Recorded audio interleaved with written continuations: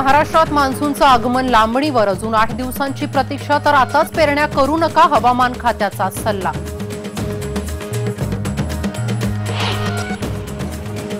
Monsoon लांबणीवर पडल्यानं राज्यभरातल्या धरणांच्या पाणीसाठ्यात मोठी घट. कोल्हापुरातल्या 14 पैकी 4 धरणात 10% पाणीसाठा, तर 3 धरणात फक्त 15%च पाणीसाठा.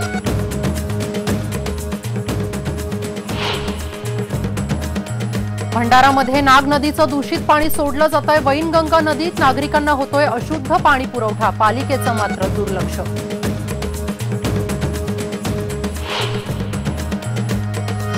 औरंगाबाद जिल्ह्यातल्या पैठण तालुक्यात पारधी समाजाच्या मुलीवर बलात्कार. गरोदर राहिल्यानंतर आरोपी तरुणाच्या कुटुंबियांनी मुलीला गावाबाहेर काढलं.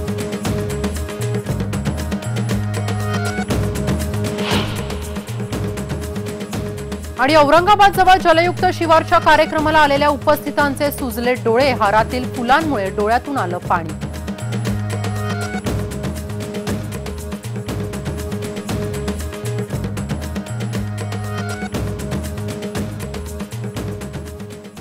नमस्कार, मी सुप्रिया. गावाकडच्या बातम्यांमध्ये आपलं स्वागत. सुरुवातीला बातमी आहे लातूरची. गेल्या 3 वर्षांपासून सतत पावसानं हुलकावणी दिल्यानं लातूर जिल्ह्याला दुष्काळाचा मोठा सामना करावा लागतोय. पण गेल्या 2 दिवसांमध्ये झालेल्या पावसानं मोठा दिलासा मिळालाय. जोरदार पावसामुळे तेरणा नदीचं पात्र भरलंय, तर निलंगा तालुक्यातल्या तेरणा नदीचं हे पात्र बघू शकतो आपण. गेल्या 5 वर्षात ही नदी कोरडी ठाक पडली होती. गावकरी आणि आर्ट ऑफ लिव्हिंगच्या माध्यमातून या नदीच्या रुंदीकरणाचं आणि खोलीकरणाचं काम करण्यात आलं होतं आणि त्याचाच फायदा आता आपल्याला दिसून येतोय. 2 दिवसांच्या पावसामध्ये नदीपात्र पूर्णपणे भरलेलं आहे, तर बंद पडलेले बोरवेल्सही सुरू झालेत. जलयुक्त शिवारासारखी कामं झाल्यानं यंदा पावसाचं पाणी वाहून जाणार नाही असा दिलासा आता लोकांना मिळतोय.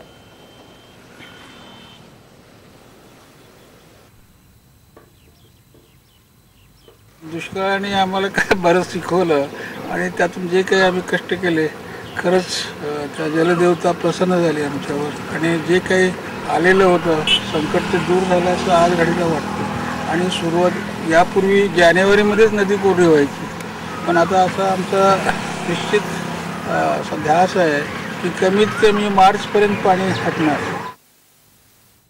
पहिल्या पावसानं जरी नदीपात्र भरलेली असली तरी देखील पाऊस लांबल्यानं धरणातील पाणीसाठा हा घटलेला आहे. आपण पाहूयात मराठवाड्यातल्या धरणातील शिल्लक पाणीसाठा किती आहे ते. औरंगाबादमध्ये सध्या 3% पाणीसाठा आहे धरणामध्ये, तर परभणीच्या धरणामध्ये 4% आहे. जालनामध्ये 0% पाणीसाठा उपलब्ध आहे. बीडमध्ये 0% पाणीसाठा उपलब्ध आहे, तर उस्मानाबादच्या धरणामध्ये देखील 0% पाणीसाठा आहे. लातूरमध्येही 0% पाणीसाठा आहे आणि नांदेडच्या धरणातही 1% पाणीसाठा आहे.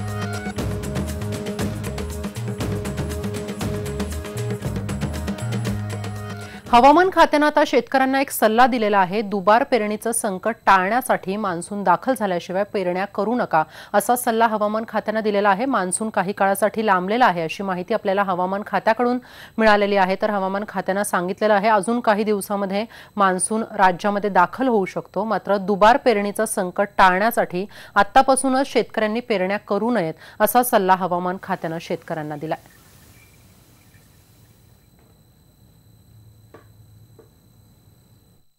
अभी जो हमारा फिलहाल जो एडवाइजरी है फार्मर्स के लिए, किसान भाई के लिए, जब भी तो 1-2 जगह पे रेन होगा जहाँ पे उसमें आप लैंड प्रिपरेशन करके रखिए. और आपका जहाँ राइस का है उसमें आप थोड़ा नर्सरी का बरकरार रखिए. अभी सोइंग ऑपरेशन मत करिए अभी जब तक मानसून ऑनसेट नहीं होता है. हम आपको नहीं कहें, क्योंकि मानसून जब ऑनसेट होता है तो 2-3 दिन अच्छा बारिश होता है. आणि आता आपण कोल्हापूर धरणातील शिल्लक पाणीसाठा पाहूयात. कोल्हापूरमध्ये एकूण जिल्ह्यामध्ये 14 धरणं आहेत, त्यामध्ये 4 धरणात 10% पाणीसाठा शिल्लक आहे, तर 3 धरणांमध्ये फक्त 15% पाणीसाठा शिल्लक आहे. राधानगरी धरणामध्ये 4% पाणीसाठा आहे. तुळशी धरणामध्ये 12% पाणीसाठा आहे. वारणामध्ये 11% पाणीसाठा आहे, तर दूधगंगामध्ये 60% पाणीसाठा आहे. चित्रीमध्ये 9% पाणीसाठा आहे आणि कुंभीमध्ये 16% पाणीसाठा आहे.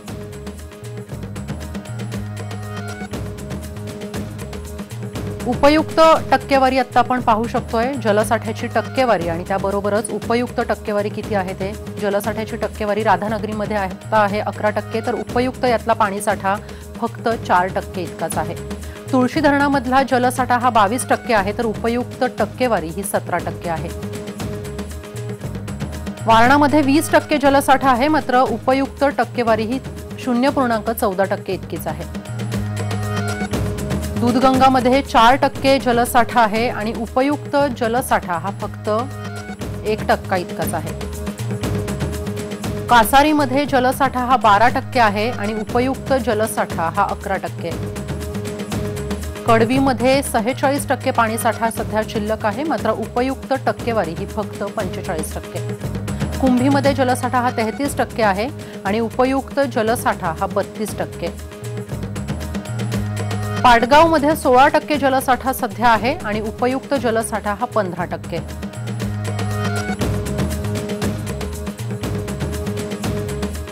चिकोत्रामध्ये जलसाठा 10% आहे आणि उपयुक्त जलसाठा हा 10%. चित्रीमध्ये 11% जलसाठा उपलब्ध आहे, तर उपयुक्त जलसाठा हा 10%. जंगमहट्टीमध्ये जलसाठा 10% आहे आणि उपयुक्त जलसाठा हा 8% आहे.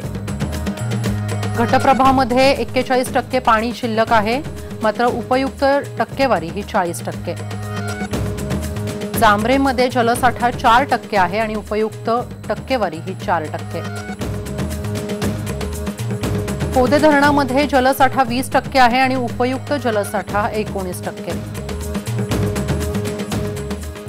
कोल्हापूरमध्ये सध्या 4 धरणं आहेत, त्याच्यामध्ये 10% पाणीसाठा आहे, तर 3 धरणांमध्ये 15% पाणीसाठा आहे. कोल्हापूरच्या राधानगरीमध्ये 4% पाणीसाठा आहे आणि तुळशीमध्ये 12% पाणीसाठा सध्या उपलब्ध आहे. वारणामध्ये 11% आहे, तर दूधगंगामध्ये 60%. चित्रीमध्ये 9% आहे आणि कुंभीमध्ये 16% पाणीसाठा सध्या शिल्लक आहे.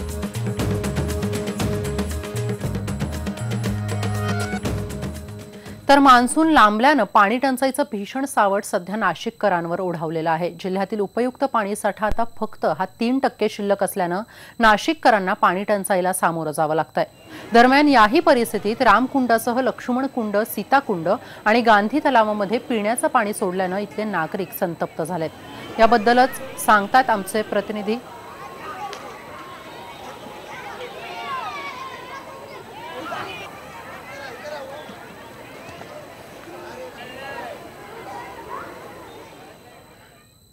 बातमी आहे औरंगाबादची. पावसाच्या आगमनाच्या आशेवर शेतकऱ्यांना आता शेतीमधील पेरणीचे सर्व सोपस्कार त्यांचे करून झालेले आहेत, तर काही शेतकऱ्यांनी बियाणांची खरेदी सुद्धा काही प्रमाणात केली आहे. मात्र पाऊस लांबल्यानं आता शेतकरी काळजीत पडलाय. त्याचा दृष्टिकोन सकारात्मक आहे. पाऊस पडेल असा विश्वासही त्याला वाटतोय, म्हणूनच तो आता कामालाही लागलाय.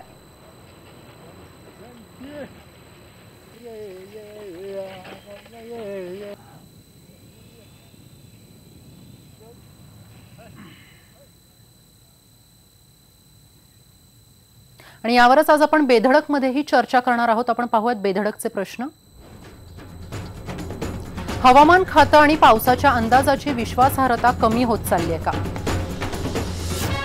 स्कायमेट IMDच्या अंदाजांमधील तफावत हे तांत्रिकदृष्ट्या मागासलेपणाचं लक्षण आहे का?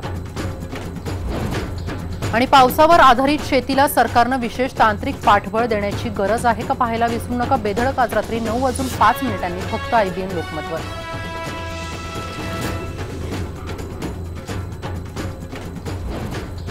यानंतर या बुलेटिनमध्ये आपण घेतोय एक छोटासा ब्रेक. मात्र ब्रेकनंतर आपण पाहूया औरंगाबाद जिल्ह्यातल्या पैठण तालुक्यात पारधी समाजाच्या मुलीवर बलात्कार. गरोदर राहिल्यानंतर आरोपी तरुणाच्या कुटुंबियांनी मुलीला गावाबाहेर काढलं.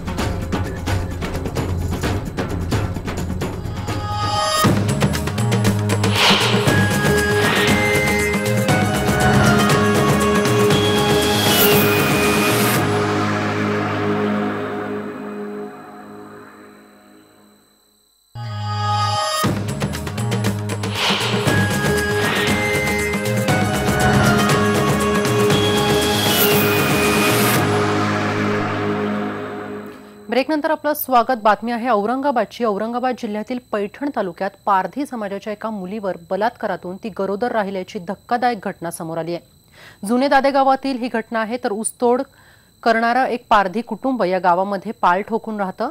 गावातील ज्ञानेश्वर बाळू पाखरे नावाच्या एका तरुणानं पालातील एकटी मुलगी पाहून तिच्यावर बलात्कार केलाय. आणि बलात्काराचा बोभाटा करू नये म्हणून त्या मुलीवर 1 वर्ष लैंगिक अत्याचारही करण्यात आलाय। आता ती मुलगी गरोदर राहिल्यानं ज्ञानेश्वर पाखरे यांना आणि राजकीय वरदहस्त असलेल्या नातेवाईकांनी त्या मुलीला गावाबाहेर हाकलून दिलंय। गावामध्ये आलीच तर जिवंत जाळून टाकू अशी धमकी देखील पाखरे कुटुंब आणि त्याच्या नातेवाईकांनी दिली आहे। त्यामुळे ती मुलगी नगर जिल्ह्यातील नातेवाईकांकडे सध्या लपून छपून राहते। तर पैठण पोलिसांनी याआधी तक्रार घेण्यास नकार दिलेला होता, मात्र आता त्यांनी ती तक्रार दाखल करून घेतली आहे आणि या पीडित कुटुंबानं आमच्या औरंगाबादमधील IBN लोकमतच्या कार्यालयामध्ये येऊन ही तक्रार दिलेली होती। मला दिवस गेलेत मी दवाखान्यात जाऊन आले। दवाखान्यातून तिला म्हणले त्याला म्हणले तर ते मी विचारलं त्याला म्हणले मी काय म्हणले की मला दिवस गेले तर ते म्हणला की माझ्या पोटचं नाहीये, माझ्याचं संबंधच नाही तुझ्या संग तर बोलशील तर सगळ्या गावाला हे बोभाटा करेन। तुम्हाला काय धमकी दिली? मारायची, हे मारून फेकून दिली, धमकी दिली सगळ्या जाळून टाकायचं। हा जाळून टाकायची। तुम्ही कुठे गेले? मी गेले माझ्या आत्यापाशी नगरला। मग आता तुमच्या आई वडिलांना काय त्रास देतात? तराशी ते म्हणते ते लोक म्हणतात केस नका करू आमच्यावर, नाहीतर जलात टाकन तुझ्या भावाला त्यांना अशी धमकी देतात माझ्या आई बापाला। ते म्हणतात केस केल्यावर आम्ही तुम्हाला जलात टाकू। मग तुम्हाला किती महिने झाला? काय किती महिन्याचं बाळ आहे? 7 महिने। 7 महिने। तुमची मागणी काय आता? काय करायचं? तुम्हाला काय पाहिजे? त्याच्यावर केस दाखल व्हायला पाहिजे। हा केस दाखल व्हायला पाहिजे आणि मग तुमचा स्वीकार केला पाहिजे त्याने। हा बायको म्हणून घेतलं पाहिजे त्याने। हा बायको म्हणून। आता आपल्यासोबत आपल्या औरंगाबादचे प्रतिनिधी आहेत सिद्धार्थ गोदाम। सिद्धार्थ, काय सांगशील? अत्यंत धक्कादायक अशी ही घटना आहे। या मुलीवर अत्याचार करण्यात आलेला आहे आणि त्यासोबतच वर्षभर तिच्यावर लैंगिक अत्याचार झाला। याआधी पोलिसांनी तक्रार घेण्यास नकार दिलेला होता, तर या मुलीने आपल्याकडे ही तक्रार दाखल केलेली होती। काय सांगशील, आत्ताचं काय अपडेट आपल्याला मिळतं? सुवर्ण, एक तर धक्कादायक बाब ही आहे की या मुलीचा काहीही दोष नसताना तिला लपचपत फिरावं लागतं आणि तिच्यावर बलात्कार करणारा आरोपी मात्र उजळमानाने या गावामध्ये फिरतो आहे।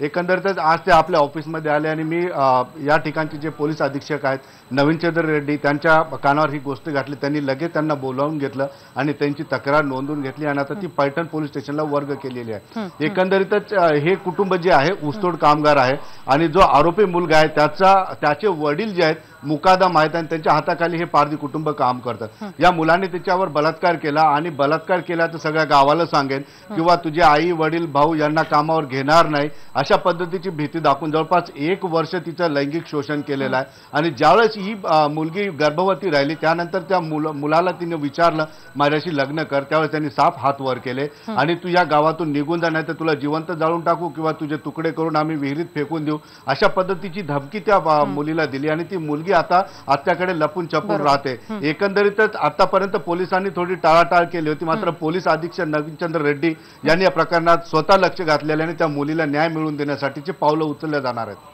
धन्यवाद सिद्धार्थ, दिलेल्या या सर्व माहितीविषयी। आपण पाहतोय अत्यंत धक्कादायक अशी ही घटना औरंगाबादमध्ये घडलेली आहे। आता आपल्यासोबत सामाजिक कार्यकर्ता मंगल खिवनसरा आहेत। मंगलताई, काय सांगाल? अत्यंत ही धक्कादायक निंदनीय अशी ही घटना आहे। 1 वर्ष या मुलीवर लैंगिक अत्याचारही करण्यात आलेला आहे, तर आता या मुलीचं पुनर्वसन आपल्याला कशा पद्धतीने करता येईल?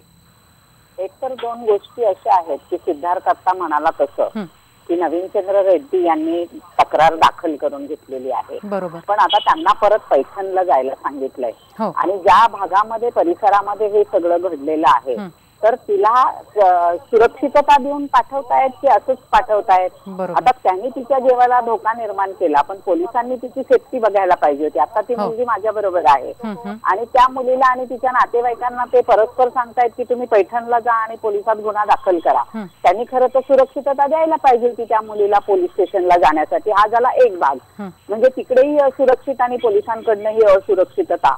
या गोष्टींचा गंभीरपणे विचार पोलिसांनी करायला हवा होता असं माझं प्रथमदर्शनी मत आहे त्या मुलीशी आणि तिच्या नातेवाईकांशी बोलल्यावर झालेला। 2 गोष्टी ह्याच्यामध्ये आहेत की त्याच्यावर 376चा गुन्हा दाखल करणं आणि 376 अंतर्गतच आता अॅट्रॉसिटी येणार, कारण ती पारधी समाजाची आहे. त्यामुळे ह्या दोन गोष्टींची दखल तिथे घेण्यात आली पाहिजे.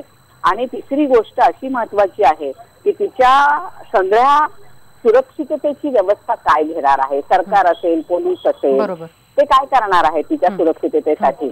आणि समोरची पार्टी तर तिला मारायलाच बसलेली आहे आणि पोलीसही जर तिच्या बाजूने नसतील तर मला असं वाटते की ह्याच्यामध्ये तिच्या जीवाला धोका होण्याची दाट शक्यता मला तरी वाटते तिच्याशी मी बोलल्यानंतर.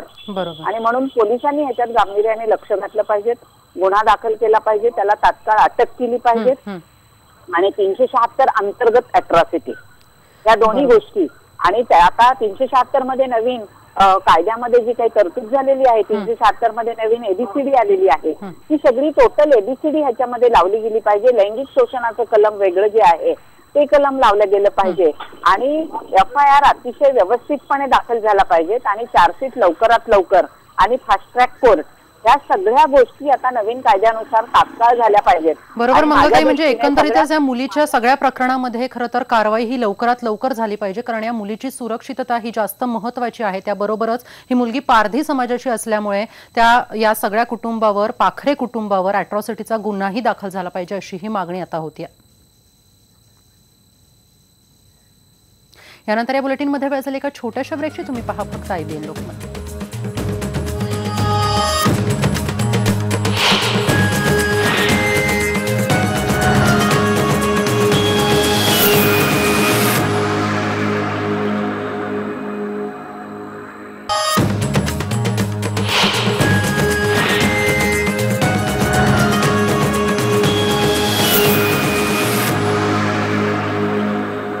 ब्रेकनंतर आपलं स्वागत. औरंगाबाद जवळच्या एका जलयुक्त शिवारच्या कार्यक्रमाला जाणं नागरिकांना महागात पडलंय. औरंगाबाद जवळ असलेल्या झालटा गावामध्ये जलयुक्त शिवार योजनेचा कार्यक्रम होता. मात्र या कार्यक्रमात आलेले उद्योगपती राम भोगले आणि आमदार प्रशांत बंब आणि गावकरी यांच्या डोळ्यामध्ये अचानक पाणी यायला सुरुवात झाली आणि डोळेही सुजलेत. तर विधानसभा अध्यक्ष हरिभाऊ बागडे यांना मात्र याचा त्रास झालेला नाहीये. तर पाहुण्यांना ज्या फुलांचे हार घालण्यात आले त्यातून हा सगळा प्रकार घडला असल्याची शक्यता वर्तवण्यात येते. मात्र आता सगळ्यांचे डोळे सुरक्षित आहेत.